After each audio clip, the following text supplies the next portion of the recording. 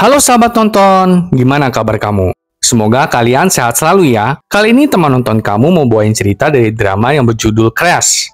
Yuk, daripada kelamaan, kita mulai aja ceritanya. Drama ini dimulai pada tahun 2023, di mana Min So-hee mendatangi sebuah dealer mobil bersama dengan Oh Hyun-kyung. Seorang pria eksentrik menunjukkan kepada mereka sebuah mobil Benz DLA. Pria itu dengan terburu-buru meminta mereka untuk membayar deposit dulu, baru boleh mencoba mobil itu. Setelah melakukan pembayaran deposit, So-hee mencoba menyalakan Benz DLA-nya. Tapi bahkan mobil itu nggak bisa di-starter. Si pria dealer mobil memulai aksinya dengan mencoba menawarkan mobil lain untuk mereka. Tapi So-hee langsung bergegas untuk membuka kap mobil Benz itu. Ternyata kabel injeksi di mobil itu sengaja dicabut. Pria dealer langsung gelagapan karena aksi penipuannya telah terbongkar telak oleh So-hee dan Hyun-kyung. Gigit jari deh lu ya. Kemudian dua orang pria entah dari mana menghampiri mereka. Yang satu bernama Jung Chae-man dan yang satu lagi bernama Woo Dong-gi.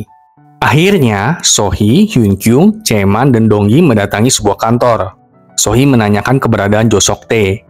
Ternyata mereka berempat itu dari tim TCI, yang adalah tim investigasi kejahatan lalu lintas sahabat nonton. Mendengar itu, Jo Sok-tae langsung menyuruh anak buahnya untuk menangkap mereka berempat.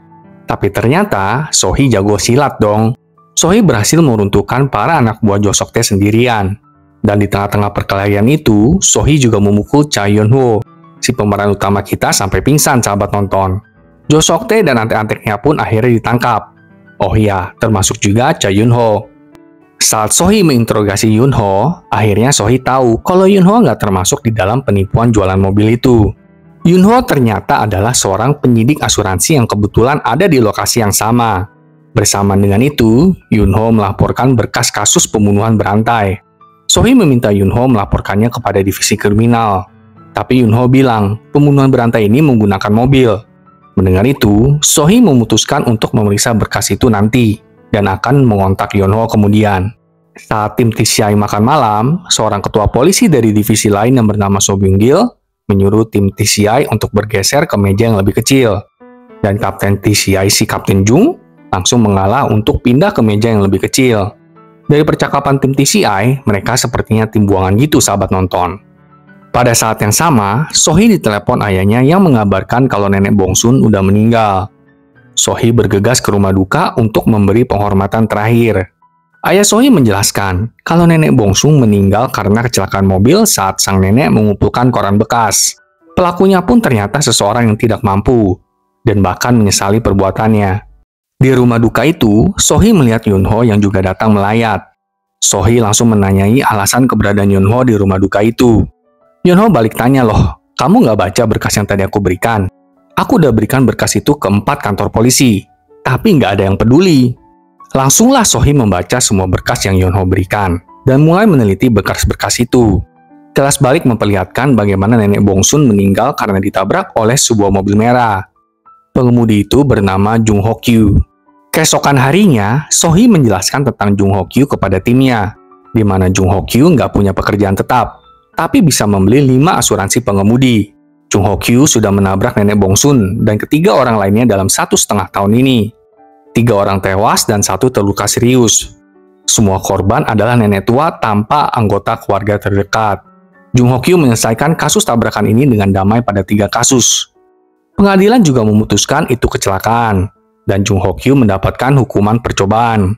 Uang ganti rugi yang harus Jung Ho-kyu bayarkan ke keluarga korban berkisar 3 hingga 5 juta won. Tapi Jung Ho-kyu sendiri mendapatkan 120 juta won dari asuransi. Mendengar penjelasan So-hee, Kapten Jung membagi tugas untuk tim. Dirinya dan So-hee akan mendatangi para keluarga korban. Hyun-kyung akan memeriksa kendaraan Jung Ho-kyu, dan Dong-gi memeriksa CCTV sekitar kecelakaan itu terjadi. Saat So-hee dan Kapten Jung hendak mendatangi keluarga korban, mereka bertemu dengan Yeon-ho, yang juga sedang menyelidiki kasus Jung Ho-kyu. Saat mereka bersama-sama menanyai keluarga korban juga merasa sama seperti keluarga korban lainnya. Yaitu Jung Ho-kyu nggak sengaja lah intinya gitu nabrak keluarga mereka. Dan ya udah nasib aja keluarga mereka meninggal. Kapten Jung dan So-hee lalu menemui Jung Ho-kyu dan menanyai perihal kejadian kecelakaan itu. Jung Ho-kyu tentu membuat-buat berbagai alasan. Bahkan Jung Ho-kyu menyalahkan dirinya sendiri dan merasa hampir gila karena dia sudah membuat 4 kali kecelakaan dalam 2 tahun ini. Terus air mata buayanya mengalir deras. Ya ampun. Selesai bertemu dengan Jung Ho Kyu, Kapten Jung dan Sohee berdiskusi kalau mungkin aja korban-korban Jung Ho Kyu juga merupakan beban bagi keluarganya. Jadi ya, keluarga korban kayak nggak nuntut gimana gitu ke si Jung Ho Kyu. Saat di kantor polisi, Dong-gi melaporkan kalau nggak ada CCTV dan dashboard yang merekam kejadian tabrakan-tabrakan itu. Sedangkan Hyun Kyung melaporkan kalau semua mobil bekas yang dipakai Jung Ho Kyu untuk menabrak korbannya udah dihancurin semuanya. Kalau memang murni kecelakaan, masa iya sampai segininya ya kan? Sohee bergegas ke lokasi TKP nenek Bongsun dan mensimulasikan kecelakaan itu. Tapi dia hampir aja menabrak Yunho, yang juga sedang menyelidiki TKP. Yunho mulai menghitung jarak dan kecepatan mobil yang menginterpretasi kalau Jung Ho Kyu memang sengaja menabrak nenek Bongsun. Tapi bagaimanapun, mereka tidak memiliki bukti apapun. Yunho menebak kalau Jung Ho Kyu akan membeli mobil bekas lagi dalam waktu dekat. Yunho juga memberikan sebuah USB kepada Sohee dan pergi. Sohee langsung meminta timnya untuk mencari riwayat di mana Jung Ho Kyu membeli mobil-mobil bekasnya itu. Dan Sohee menyerahkan USB yang tadi diberikan Yunho. USB itu berisi rekaman telepon antara Jung Ho Kyu dengan customer service perusahaan asuransi. Dalam rekaman suara itu, Jung Ho Kyu berniat membeli asuransi yang memberikannya manfaat jika ada kecelakaan. Jelas ini bukti secara nggak langsung.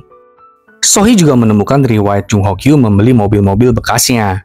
Dan pemilik dealer itu ternyata adalah si Jok Song Tae, yang kemarin itu Sohee dan timnya tangkap. Jo Song Tae menceritakan kalau 2 tahun yang lalu, Jung Ho Kyu mulai mencari mobil bekas yang paling jelek untuk dibelinya. Lalu 1,5 tahun lalu juga Jung Ho Kyu beli lagi. Gak sampai di sana, Jo Song Tae juga ingat kalau Jung Ho Kyu pernah berkata, mobil ini akan menafkahiku. Saat dalam perjalanan pulang, Sohee dijemput oleh ayahnya, yang adalah seorang supir taksi. Ayahnya menceritakan bagaimana Jin Yong yang adalah cucu dari nenek Bongsung udah berdamai dengan Jung Ho Kyu dan menerima ganti rugi sebesar 3,5 juta won atas kecelakaan neneknya itu. Mendengar itu, Sohee tentu sangat putus asa. Keesokan harinya, kita tahu kalau dari kecelakaan nenek Bongsun, Jung Ho Kyu menerima 50 juta won dan memberikan ganti rugi sebesar 3,5 juta won kepada cucu nenek Bongsun. Mendengar itu, Sohee ingin menjebak Jung Ho Kyu dengan memasang kamera dan pelacak. Karena pasti dalam waktu dekat ini, Jung Ho Kyu akan membeli mobil bekas lagi. Tapi Kapten Jung menentang hal ini, karena ini adalah hal yang ilegal. Karena mereka itu kan polisi, nggak mungkin dong ngelakuin hal semacam ini. Tapi Sohee bilang, kalau gitu bakalan ada nenek tua lagi yang meninggal. Dan pengadilan akan kembali melepaskan Jung Ho Kyu karena tidak ada bukti. Akhirnya, Kapten Jung pun setuju nih sahabat nonton. Jadi tim akan membebaskan Jo Song Tae agar nantinya dia bisa bertransaksi dengan Jung Ho Kyu.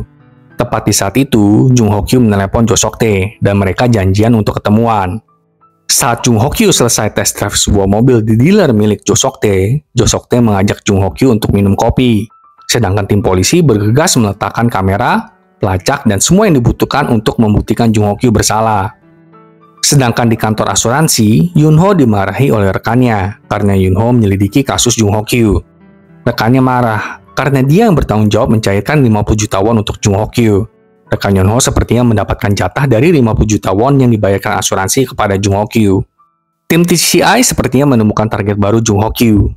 Dia adalah seorang nenek bernama Yung Sung Ja, berusia 81 tahun, dan tanpa keluarga juga. Jung Ho Kyu udah menguntit nenek Yun selama 8 kali dalam seminggu ini.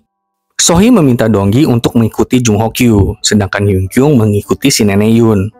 Saat malam hari, Jung Ho Kyu mengingat bagaimana Sohee dan Kapten Jung mendatanginya, dan mulai mencari di internet mengenai TCI. Saat itu, Jung Ho Kyu melihat antek-antek Jo Song Tae sudah ditangkap, dan segera mengetahui kalau dirinya sedang dijebak. Keesokan harinya, Sohee dan Dong-gi membututi mobil Jung Ho Kyu. Tapi Sohee merasa aneh dan segera menghentikan mobil itu. Ternyata pengemudinya bukan Jung Ho Kyu. Pengemudinya mengatakan kalau dia baru aja membeli mobil itu tanpa pengantara tadi.